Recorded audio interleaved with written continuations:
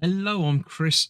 This is Gross Models. Welcome to my refresher of the Ecto-1, the Ghostbusters car. Now, this is another build that's been put on hold and has recently come back into life again, thanks to Fanhome.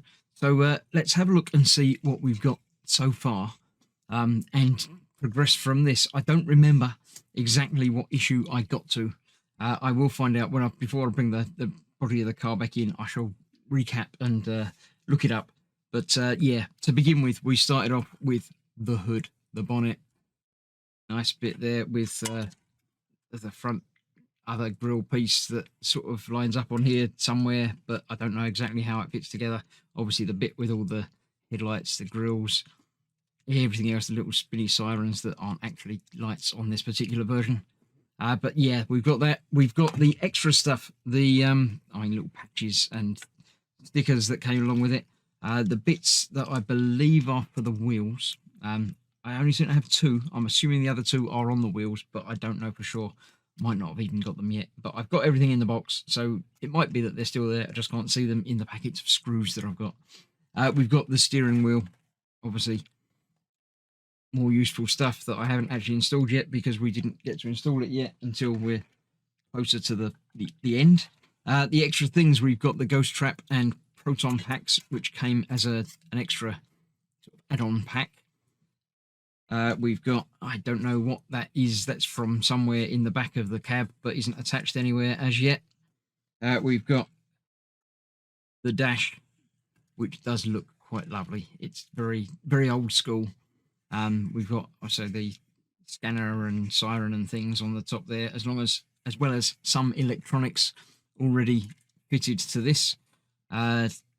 Not activating switches. I think, if I remember correctly, yeah, I think that's a switch or that's a switch. That's definitely a button for turning things on and off. This is for moving the spotlight thing. So yeah, lots of extra things on there. One other separate extra that I purchased from Eugene at Firehouse Mods, which I believe is still up and running. If you want to get something extra, I've got some scale manufactured newspapers and magazines which featured in the movie. The Omni with the backpacks and different USA Today papers and things to add a little bit of character. Obviously nothing inside it, but he's done the backs on all of these, so these can be sort of strewn about on the seats and things like that, just to add a little bit of extra character to my model. So let me clear this out of the way and I'll bring in the whole car itself and we'll have a look at that. Yeah, I remember this. It's too big for the bench. It really is. It's massive. I do have the interior for the front wheels fitted to there. The back's not, so obviously I did have to take those off maybe at some point in the future. I'm not sure. We've got the entire engine bay built and done. Looking lovely in there with its nice blue tubes. I think I will be doing some weathering to the car and especially the engine because it does look a bit too new. It's a bit too shiny and obviously shouldn't be because it's old and knackered, but not as knackered as it is in the newer film, but it's still pretty old and knackered. We do have in the back, we've got the computer panel, the breaker bit, the jump seats there. Obviously the rest of this, the gurney run, will be going down there, but we've got the switch and battery pack and everything else already connected up in there. So yeah, it's quite huge, and we're only like halfway through, I think. Obviously I haven't got any of the huge body panels or anything yet.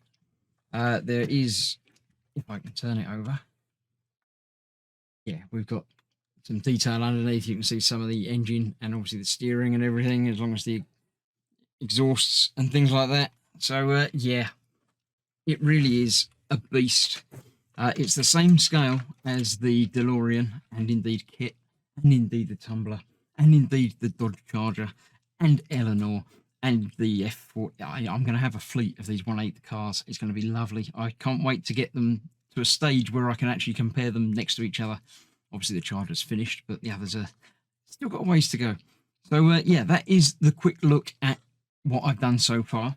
I forgot to check what stage I got to, So I shall put that in the description below when I put everything in, and we'll see, say, the next pack that gets delivered soon. Hopefully, I think it's in the process of being shipped out even as we speak.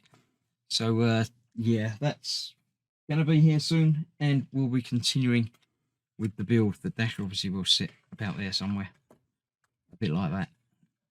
And we've got all the exterior to put on, the whole roof rack. Oh, I'm looking forward to doing the roof rack. Yeah, lots of stuff to happen. So stick around for the next part very, very soon. And I hope you're enjoying it. Do let me know if you're excited for this to continue. And I shall see you soon for the first of the new next parts. So thanks for watching. Stay safe. I'll see you soon. Bye bye for now.